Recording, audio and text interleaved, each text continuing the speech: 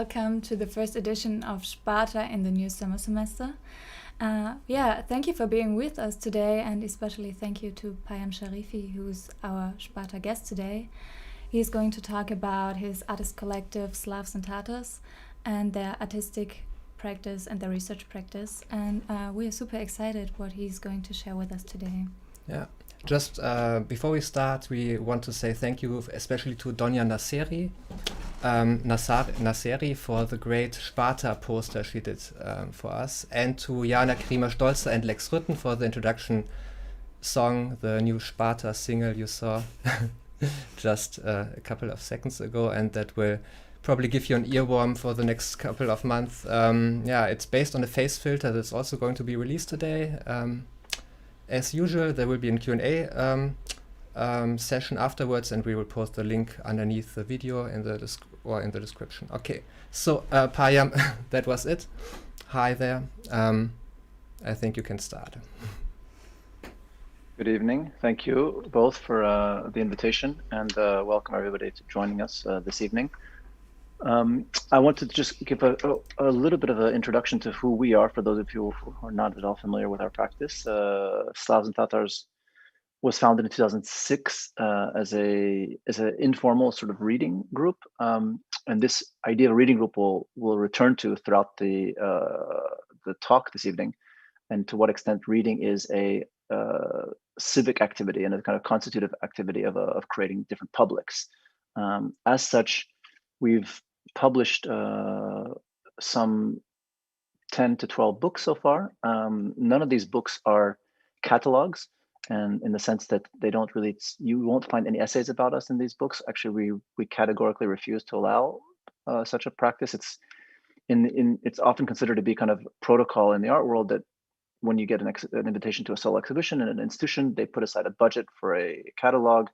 The artist is asked to invite somebody to write about them. And we would ask let's say a reputable critic or a curator to write about us, and it's a kind of patting each other on the back, as I just saw our host do this evening. And this is the equivalent in the art world of a kind of insider trading. Because it's not a very honest or let's say, in fact, ethical way to address an artist's work, because if I invite somebody, they're not going to be objective about the way they write about us, because I'm actually inviting them. So I'm the kind of commissioner in some sense.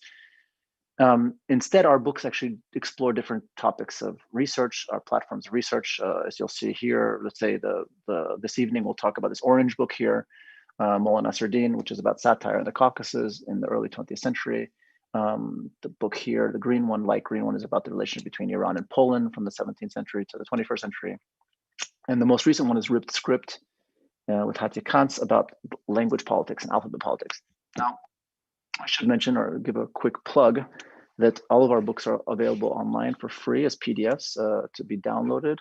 And this separation of, let's say, church and state, or of criticism and an artist, has been relatively productive in the sense that it's allowed for a kind of a distance, or it's allowed for kind of a criticism or a assessment of our practice in the media, which is quite robust, sometimes uncomfortably so, in the sense that we've had 8-page negative reviews of our work published, which is very rare, of course, in the art world. You often don't write about things that people disagree with. So, but it means that essentially that we really support the idea that if somebody wants to write about SLAVS and TATARS, they should do so outside of our influence, within their own organ of media or journalism. Now, the way we organize this is, of course, a retroactively perspective on our work, in the sense that we didn't plan to work as such, but we organize our work into cycles of research. And here you'll see about 8 cycles of research, I guess. Each cycle takes about 2 or 3 years minimum, and consists of, so some of these cycles have books attached to them, like we saw earlier, Mirrors for Princes here on the bottom right, which looks at this kind of medieval genre of Fürstenspiegel in German. It's one of our recent cycles. It has a book attached to it, but it doesn't have a lecture, for example. Some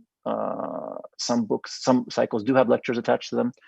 And we have essentially three activities that we do: sort of exhibition making, traditional, what you traditionally consider art, that is the material art, sculptures, prints, publication, sculptures, installations, audio work, mirror pieces. And the second is publications, as I mentioned. And the third are the lecture performances, which have taken a different form, of course, during the pandemic. And these cycles of work are they consist of sort of two prongs of research: by bibliographic research, kind of scholarly research, like JSTOR, sort of what academics do, accompanied by field research. And then the third part, of course, is the translation of this research into an artistic activity. Sort of what do we bring to the table that has not been done by activists, scholars, journalists, NGOs, et cetera, et cetera. Now, the kind of modus operandi of our work is what we call the kind of metaphysical splits, the spagat, but not of the legs and of the mind. And this is sort of how do we wrap our mind around two things which we consider to be mutually exclusive or antithetical to each other. So even in our biography, Between the Two Walls, normally people don't put the Berlin Wall and the Great Wall of China together in a bio. Normally people are not obsessed with kind of the twin ideologies of political Islam and communism. And normally people don't even connect the two. More recently, a little bit so, but these are the kind of terms in English, or most of them are Latin, but they all express this idea of how to bring into one register, one voice, one space, two things which are considered to be antithetical. Now, we talk about often this idea of resuscitating history, sort of literally putting your lips onto the lips of history. And what that means is really you have an affective relationship with history, meaning that you have a fleshy relationship with history. Now, I should say that Slavs and Tatars is not only about a certain region. In some sense, you could say this region that we're looking at between the former Berlin Wall and the Great Wall of China, the Caucasus, Central Asia, and Eastern Europe, is a foil to understand different forms of knowledge. And that is that there are equally amounts of knowledge, there are equally types of knowledge as there are places of knowledge and as there are organs of knowledge. Now, in our Enlightenment world in the West, the legacy is that we really believe that knowledge is a cerebral thing, an analytical thing. And we're interested in sort of excavating or understanding other forms of knowledge. And that's why when I say breathing onto the lips of history, it's a messy, fleshy, spitty approach to history, right? It's not this Enlightenment idea or modernist idea even of distance between subject matter and you, with clinically with sort of rubber gloves on, kind of a hygienic, sanitized version of history. And our mascot of this kind of retroactive mascot is a gentleman, a Sufi wise man come fool of the 12th century, whose name is Molla Nasreddin. Now, Molla Nasreddin is our mascot because you find him across our region, everywhere there were significant populations of Muslims, from Croatia all the way to China. His name is in China Afanti. In Arabic countries, he's called Joha Nasreddin. In Turkic countries, he's called Hoja, and in Iran, he's called Molla Nasreddin. But he's a kind of fool, but somebody who expresses different forms of wisdom through very simple first-degree humor. So in some sense, you could say he's a kind of proto-Ali G or Borat in a sense, right? That he asks very simple questions and reveals questions of perspective, ethics, etc. A very good example of this is that, or one example of this is that somebody yells to Molla Nasreddin, how do I get to the other side of the river? And he says, you are on the other side of the river. So through this kind of very, very first degree stupid humor, there's sort of unraveling different things, right? And often he's depicted riding backwards on his donkey. And this is very important, this position of riding backwards, because it really sort of, it's a little bit our motto in the sense of really looking towards the past, but moving towards the future. And again, it's a kind of, if you think about the way that time is represented in Western, at least not Western, I should say, Indo-European languages, right? Even in Persian, Russian that I know, French, English, German, future is ahead of us, the past is behind us. And that's quite an inaccurate way of describing things. It shows how positivist and naive we are, because it positions the past as irrelevant behind us, almost disrespectful, right? You don't put your back to somebody older, or you don't put your back to somebody, which is something you should be honoring. And the future is something which we believe is ahead of us, which is, and this is something which Antoine Compagnon discusses in a book of his on the right called Les Antimodernes, which traces the notion of anti-modernity. But he says that the true modernists are not these people that we think, not these kind of techno-futurists like the Elon Musks of today, the Mayakovskis of the early 20th century, the Marinettis, the futurists. He says the true modernists are those who had had a conflictual relationship with the passing of the pre-modern age. That is, that people who were a little bit unsure that maybe that the modern age will bring in, modernity will resolve all of our problems, whether technology will resolve all of our ills of society.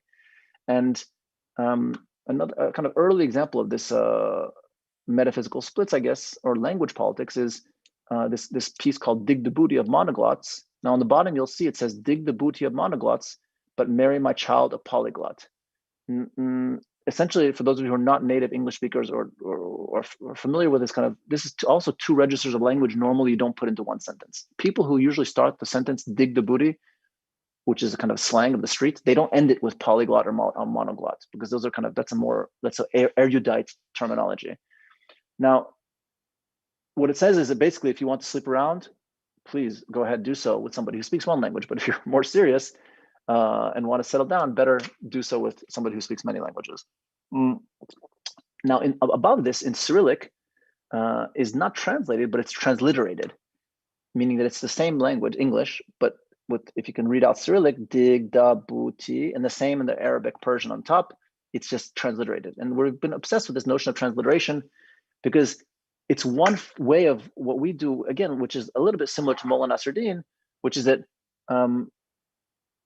how do we ask very simple, stupid questions to complex subject matter, right? Transliteration is essentially just transcribing the same language into another alphabet. And people who speak Russian, Greek, Chinese, Korean, Arabic, we're doing it all the time. We type in Latin what we really are saying in a Latin language, which is not in Latin letters, Roman letters. But if nobody thinks about transliteration as a kind of noble field, right? Translation is very noble. There's departments, there's a whole school of hundreds of books, if not thousands of books devoted to it. Transliteration is considered to be transactional, and we're always very interested in sort of finding the depth beneath what is considered to be quite superficial, like transliteration. Another example of this led us to a kind of language politics. I would say our most successful publication so far, in the sense that it's already in its almost in its third edition, is a very early political satire, kind of Simplicissimus of the Caucasus, published in 1906, 1930 in Tbilisi and then Baku in Azerbaijan, current day Azerbaijan. And it was very progressive against corruption, against colonialism, for women's rights. And it was, all we did is we translated it into English for the first time, which begs the question, why, if we're going to believe the nonsense which passes as wisdom today, which is somehow that Islam is the biggest threat to society, or that political Islam is the biggest challenge to liberal democracy, why was the most important periodical of the Muslim world not translated and not available to an international audience in English until we did so in 2011? And the answer is not because we're incredible researchers or we went and found this somewhere in a corner. It's simply that our region falls through the cracks. It really, for me, it's a perfect case study of why we devoted ourselves to this region. Is that our region is not the Middle East, but it's largely Muslim. It's not Russia, but it's largely Russian speaking because of the legacies of colonialism. It's largely in Asia, but not under Chinese rule. So it's really kind of a buffer or in-between area between these empires, Persian, Russian, Chinese, Ottoman, between different interests, language groups, and it doesn't fit into any of these categories, right? So it's not the kind of news that's always in the Middle East, sadly, whether it's the Levant or Israel, Palestine, or Iraq, or etc., or Iran. But it's not China either, and it's not Russia either. These large headings that people are usually interested in. Here's a perfect example of a couple of these illustrations. It was largely successful because of its very illustrative content. It was a satirical, it was a caricature magazine essentially. Here on the left is a man beating his wife, a Muslim man beating his Muslim wife, and the same man being beaten by his Russian lover.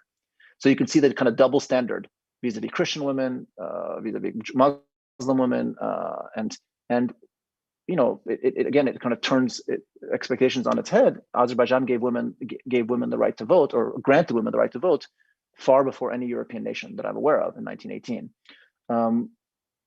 Here you have one of the most important things this magazine did was it put Azerbaijani language on a kind of as a literary language. Before that, it was not considered literary; it was considered to be dialectic. And you have a lot of things about language, tongues being ripped out. Here you have a Nazari man on the left, his tongue is being cut out, his Azeri tongue, and they're stitching a Russian tongue onto him. Now, ironically, I should say, but this is a kind of aside, most of the illustrations of this magazine were made by ethnic Germans in the Caucasus. Actually, there were like significant populations of Germans in the Russian Empire, and in the Caucasus especially, there were many who had been there for hundreds of years, essentially, in these kind of enclaves. Now, what you can see on this page is you see, again, this idea of language politics, 3 different alphabets in the same language. So you have on the top Arabic, it says Molla Nasreddin, in the middle Cyrillic, Molla Nasreddin, and then the bottom Latin. So because of the language changes during the Soviet Union, the Muslims of the Soviet Union, their languages were changed twice, if not 3 times, not the Christians, so not the Georgians, not the Armenians, but the Muslims, because the Soviets believed that Islam, that basically Arabic script was tying people to the Quran. The Quran was, and that was keeping them from being modern. So they were kind of trying to rip them away from their sort of traditionalist past. And you see the kind of the alphabet was changed 3 times, and it created a situation where you have today where you have basically 3 or 4 generations who can speak the same language but can't read the same book. So a mother, a grandmother, and a daughter can speak the same language, let's say Azeri, Uzbek, Kyrgyz, but they can't read the same book or letter. Now, I want to talk a little bit about a couple things. One is the idea of hospitality in our work. Now, what our work, this realization arrived relatively late to me, which is that we really, until 2010, 11, most of our work was 2-dimensional on print, paper, pamphlets, posters, books. And then with the Sharjah Biennial, that changed, and we were asked to create spaces of sort of gathering, and we started to move into objects, sculptures, installations, and often the question is asked to us by people, many people, saying, why, if you're so interested in discourse, why even create more stuff, right? Why create sculptures? Why be represented by galleries, et cetera, et cetera? Why not just continue doing books and lectures? And again, the answer to that is that if I want to have a phenomenological, if I'm asking for different types of knowledge beyond the cerebral knowledge, it's very hard to do that purely with text and books. Our books are like tonight's talk. As you can see, I don't use very difficult terminology. I'm not quoting Rancière and Agamben and all the names that you and I know, and Deleuze, etc. Our books are relatively accessible, like our lectures are, but in some sense, the artwork has to sort of scramble the message that the books are elucidating. And so it's a very weird dynamic. If you bear with me, essentially the books and the lectures articulate a series of concerns that we're interested in: language politics, syncretism in Islam, what else? German Orientalism, the relation between Germany and the Muslim world. But the artwork has to unravel or disarticulate the various things that we are articulating in our books and our lectures. And that's a difficult thing to do when you do it. It's almost impossible to do that through text. This is one of our kind of early successful pieces called the Prayway. It's essentially a book stand that's floating that people kind of gather towards. And the question often happens is given to us is that what happens? People ask often a question: what if you're not around, Payam, to explain all these things about your book, about your work? How is somebody supposed to understand what it is that you guys are doing, right? How is somebody supposed to understand all the different levels? Now, I'll get to this in a second. One thing I want to also mention is how in the normal art, pure sort of hierarchy of art, the kind of conventional hierarchy of art, the artwork that the museum is collecting or that the collector is buying and the gallery is selling and that we're art handling and creating, that is usually the top. And at the bottom is the kind of the publication, because the publication is considered to be kind of a pure marketing tool. That's why we don't do catalogs, because we believe that today there's this weird thing called the internet, which is much more effective than chopping down thousands of trees and spending all that effort to print and publish a catalog. Why not just put it on the internet? If you're going to do a book, you really should think about what the hell you're doing when you're doing a book. Like, why does this book need to be made? Is it fulfilling a whole? Is it playing a role that no other book is doing, essentially? Now, what's interesting, I guess in our practice is that we try to reverse that pyramid. That is, that at the top of our pyramid is the book, and at the bottom are the artwork. So in some sense, all these expensive,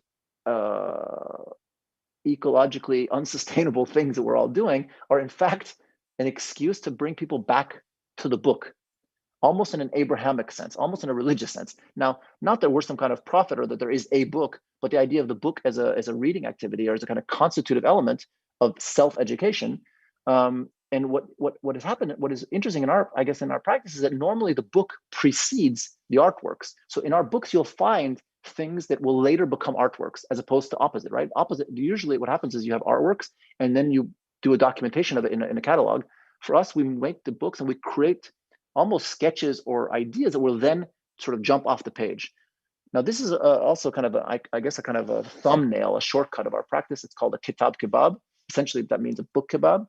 Again, it's kind of asking a very simple, stupid question of like, how do we understand different forms of knowledge, digestive knowledge, metaphysical knowledge, emotional knowledge, affective knowledge, through this very violent act of just putting a stupid act of putting a skewer through books, right? We have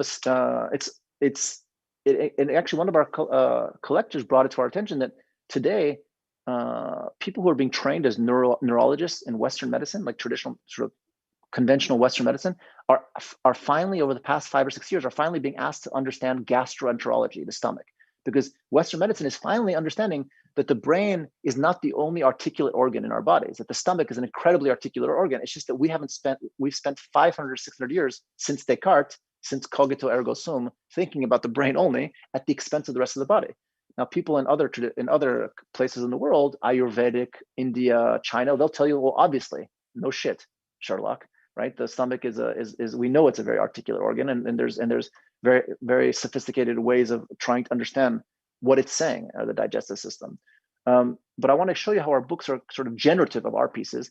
This is a series of, this is one of our early books with One Star Press in Paris, the publisher.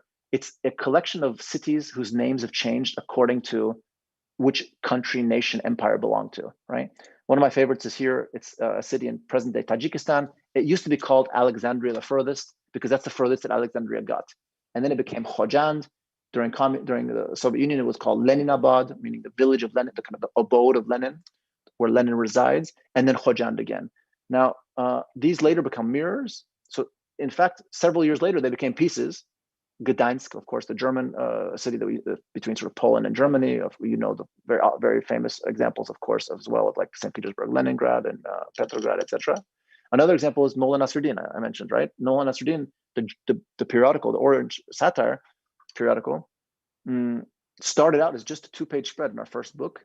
It then developed into a full 200-page book.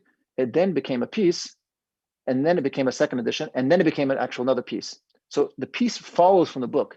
And this is a piece that was commissioned by the Guangzhou Biennial, the 9th Guangzhou Biennial. And I come back to this idea of what I call stupid medium is how can we talk about these notions of progress, anti-modernism, perspective of time in the same way that Molla Nasreddin did, in a simple way? Well, here, when a child rides this Nasreddin, the first question he or she usually asks is, why the hell is this old man, am I holding his belly? It's a bit creepy, right? Like, why is he facing me and not, why is he not his back towards me? And it becomes a parent's sort of challenge to then explain all these things in a way that's digestible by a 6 or 7-year-old, in the same way that Molla Nasreddin did this as well. He kind of compacted or condensed questions of perspective and ethics into sort of bite-sized kernels, if you will. Another, I guess, sort of strain of our work that I think is relatively rare is this idea that there's a kind of consensus in the art world, as well as in I would say larger intellectual circles, that religion is for the masses, for the uneducated, for the unenlightened, and that we are post-religious, we're post even secular, and that we don't need religion. And I think it's a huge mistake, because what it does is that it alienates a good percentage of your population, first of all, but also it just dismisses a whole body of knowledge which exists in religion and religiosity. It doesn't mean that we believe people should be religious, but at the same time, I would say, if you look at all the important 20th century examples of successful civil disobedience, from Gandhi to Martin Luther King to Solidarność in Poland, they all had an incredibly important religious role. The Catholic Church in Poland, Hinduism for Gandhi, Baptist faith for Martin Luther King, and we've as intellectuals, as leftists, we've secularized, we've whitewashed this to make it more appealing to ourselves. We've made a revisionist history in some sense, and and then we have the chutzpah to complain today when somebody is a kind of right-wing anti-immigrant Christian. We say to them, well, actually that's not Christianity, but we don't have any legitimacy saying what is or what isn't Christianity because we haven't dealt with it for 200 or 300 years, right? So if I believe that we should, it's our responsibility as progressive people to actually redeem or even take back religion as a platform for, let's say, forwarding certain causes with a legitimacy that we no longer have. Nothing in the world can you leave aside for 200 or 300 years and expect it to be healthy. Not religion, not finance, as we learned after the financial crisis. Nothing. Not science, as we're learning today with the pandemic, etc. Another kind of example of a simple, stupid medium is a balloon. We had a monobrow manifesto, actually a version. We're doing a different, a new, I would say, a new iteration of this piece, not at all a balloon, for Munich actually relatively soon in the summer for the Pinakothek related to this idea. But essentially here is a monobrow manifesto. Essentially, how do we also, through something very simple and stupid, the monobrow, right? Which I used to have as a child. In the Middle East, if you have a monobrow, it's actually a symbol of beauty and strength. In the Qajar paintings, 19th century, the imams, Shia imams. In the West, as you know, if you grew up with a monobrow in school, that's it. It's the end of your social life. You're not going to have any friends, girlfriends, boyfriends. You know, you might as well just sort of go home and call it a day. And we did this through a kind of a balloon, which on one side had a hot example of a monobrow, and on the other side a very not hot example of a monobrow. I mean, you could argue that Bert is hot, but it's a tough argument to make. I mentioned Sharjah. Now, in Sharjah was kind of a turning point for us in the sense that it was the first time that we were invested a space, as I mentioned. And what was really interesting was that this whole project, the piece in Sharjah was about the relationship between Iran and Poland from the 17th century to the 21st century, and it actually looked at Poland's struggle with communism, Solidarność movement, that really helped bring down the Iron Curtain, right? In a way, across in Germany and Hungary, etc. And what could Iran and its struggle with political Islam learn from Poland in its struggle against communism? And what was interesting about this in retrospect was that we created a space which didn't at all look like an art space, meaning that bakers, local bakers, art world people, everybody felt comfortable in this space. And it became, and it's the first time I understood this idea of this question that often curators and museum institutions really asked us, which is that, again, if you're not around to explain all these things, how the hell is somebody supposed to understand this from all these banners? My answer to that is that if we look at the way that sort of the profile of that the museum expects of its normal museum going audience, especially in Germany, but even across the West, I would say, is a kind of the history. It's tied to the history of the art institution as a kind of bourgeois, making of a bourgeois citizen, right? The Kunsthalle, the Kunstvereins are all linked to this. Is that we expect a kind of middle class, educated population who has a somewhat of a knowledge that or somewhat familiarity with either the history of art or that the idea that art is edifying, that art is somehow aspirational. It'll make you a better citizen. But most of the art that's exhibited in these spaces are speaking about the same canon. And I'm not saying that we're decolonizing or decanonizing the canon, but one thing that our art is doing, I realize now, because now institutions, after many years of, let's say, that we're no longer kind of the outsiders looking in, but the insiders, is now the museums are even shameless in explicitly saying to us that they invite us because we bring in different publics. So in Germany, your artwork, Payam, Slavs and Tatars, will bring in the Turkish audience, which is not normally going to contemporary art spaces in Hanover, in Dusseldorf, in Köln, and Berlin. And it's not a socioeconomic thing. It's not about money, because in the US, it's sometimes targeted at the Russian community, let's say in New York, which has money, but they're not targeted because they're not being addressed in the same way that, let's say, the traditional Western canon that's assumed, the body of knowledge is assumed of your art audience going to the Pinakothek or the Museum of Modern Art or the Tate. And so what our art is doing, in some sense, inadvertently, this was never planned or calculated, but we understand it only in retrospect. As I say, sort of it's retrospective, sort of hindsight. Hindsight is 20/20 vision. Is that our work is basically privileging the Turkish engineer, the Russian dentist, over the, let's say, the traditional sort of art audience that is familiar with the history of modern art. Because when somebody goes to see a Carl Andre show or a Walter de Maria show at the Hamburger Bahnhof, they don't necessarily need to understand the entire history of minimalist and land art in the United States to understand Carl Andre. You can have a purely formal appreciation of it, right? Similarly, as you've noticed with our work, it definitely meets our audiences halfway, in the sense that you can have a purely aesthetic, a purely formal, a purely phenomenological. It doesn't have to be discursive. You don't have to know everything about the relation between Iran and Poland. Actually, we didn't know anything about this. And this dynamic of the book club that I mentioned at the beginning is still there, in the sense that it's not hierarchical. We're not speaking from a position of power or knowledge saying this is what you should know. We're not speaking at our audiences. We're saying, look, in a book club, there's no hierarchy. There's no leader. There's no teacher. We're saying this is what we're interested in. If you want to come along for the ride, essentially, please feel free to do so. And it does so in a playful manner. And I think the humor, of course, is another disarming technique in our work.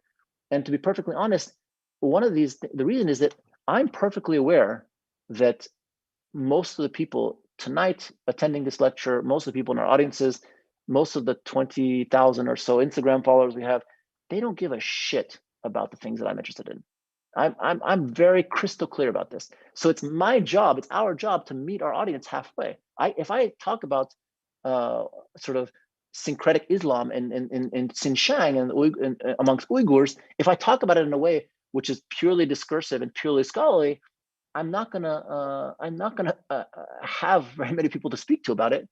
And similarly, on the other side of the spectrum, when I speak about going back to this idea of like art that doesn't look like art, this is a very difficult thing to do. The older you get, or the more you work as an artist, is how to make work which doesn't play according to the codes of art. And this is something that, if you just think about it for a second, 99.9% of art is positioned and hung and displayed in a way that shouts from hundreds of meters away that it is art.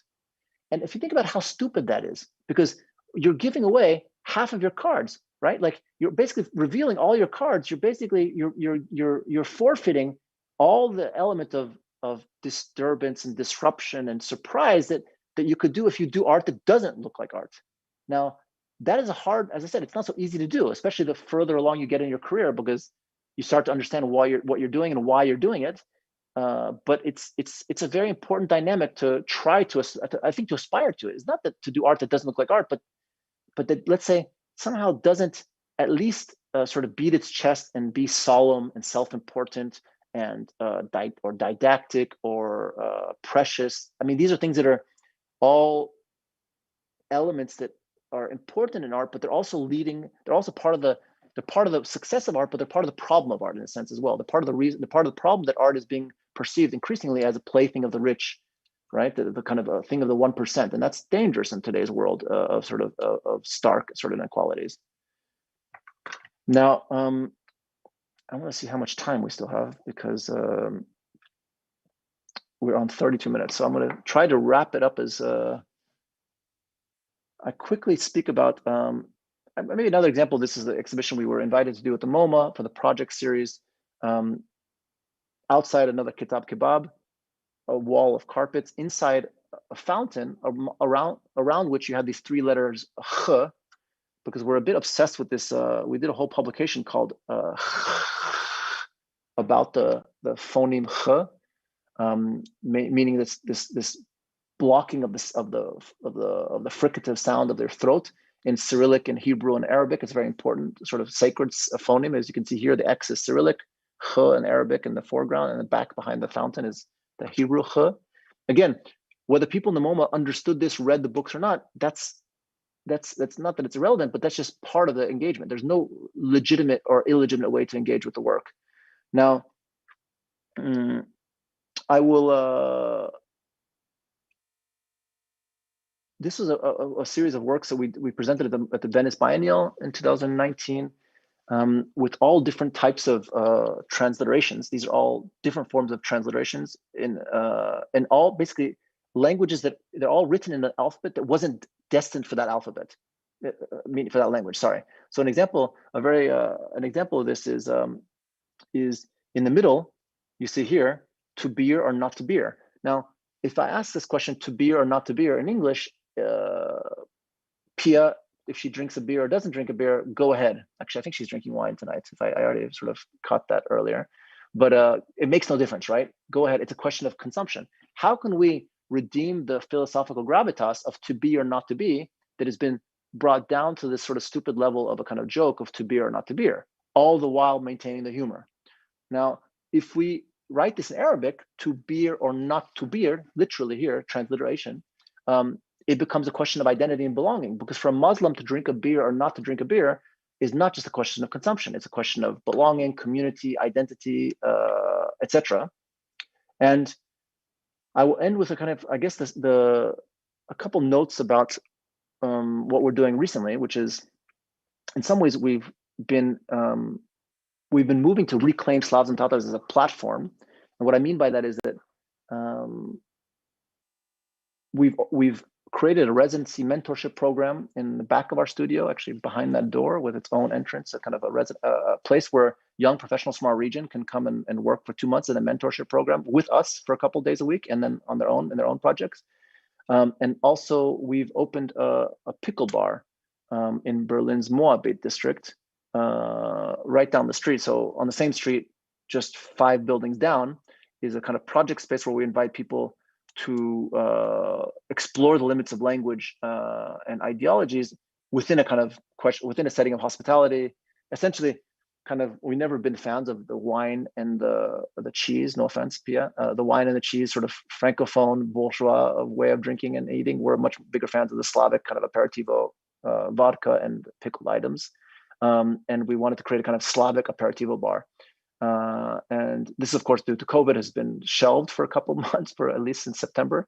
But we're hoping to open up in the summer again, and we're doing a series of virtual events. And all of these are, and the curating of the Ljubljana Biennial, which we did also in the same year as Venice in 2019. These are all different initiatives in an attempt to allow others to continue the research that we're doing, to do the same, investigate the same questions we're asking, but not so contingent upon us personally. Meaning that when you have a collective called Slavs and Tatars, it wasn't a name of a rock group somehow, just have different for different people like myself or Kasha or Stan or Anastasia, but actually to have other people do similar types of work, and we simply provide the platform and the means and resources for them to do so.